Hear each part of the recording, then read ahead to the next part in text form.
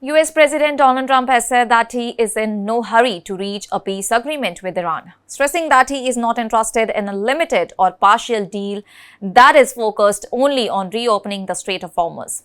He indicated that Washington would prefer a comprehensive settlement, stating that the United States would give this one shot rather than accept incremental compromises. Donald Trump also confirmed that he recently held what he described as a very good phone call with Turkish President Recep Tayyip, noting that Turkey is playing a growing role as a mediator in indirect US-Iran communications, and at the same time diplomatic exchanges between Washington and Tehran continue through intermediaries, particularly Pakistan.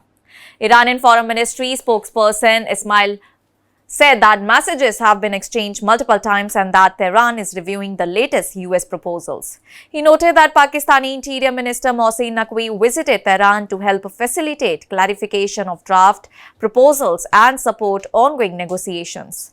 And according to the Iranian reports, Washington has submitted a new draft through Pakistan after Iran previously presented a 14-point proposal, with mediators working to narrow differences, though no agreement has been reached yet. Iranian officials also emphasized that both the openness to diplomacy and deep mistrust of the United States. President Massoud said that Iran has consistently honored its commitment and seeks to avoid war, while insisting that pressure or coercion should not force surrender. Foreign Ministry statements reiterated demands including the release of frozen Iranian assets, an end to what Tehran calls hostile maritime actions, and guarantees against future US pressure.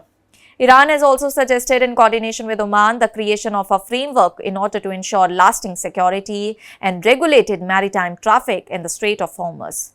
Tensions remain high in the region, and the Iranian Revolutionary Guard Corps warned that any renewed US or Israel strikes could expand the conflict beyond the Middle East. Iranian Foreign Minister Sayyid Abbas Araghchi also warned of stronger retaliation if war resumes, while citing US congressional assessments of previous losses. Iran's military leadership, meanwhile, said that it is preparing for all the scenarios and maintaining deterrence.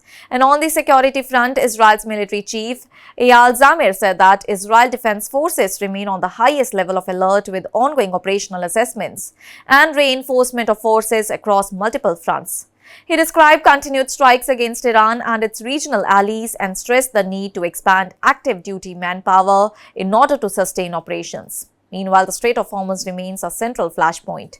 The IRGC Navy reported that 26 vessels passed through the waterway in 24 hours under coordination with Iranian forces, stating that vessel movement requires authorization from its naval units. And the United States Central Command, that is CENTCOM, however, reported boarding and inspecting an Iranian-flagged oil tanker in the Gulf of Oman, later directing it to change course before releasing it, saying that it continues enforcement actions that is linked to sanctions and maritime restrictions.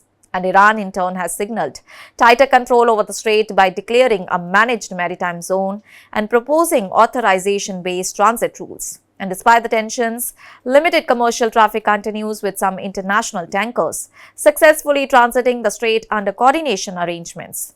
Pakistan remains a key diplomatic channel between Tehran and Washington, hosting facilitation efforts and transmitting messages as both the sides continue to exchange proposals without a breakthrough. And the situation remains fluid, with both the escalation risk and diplomatic efforts unfolding in parallel.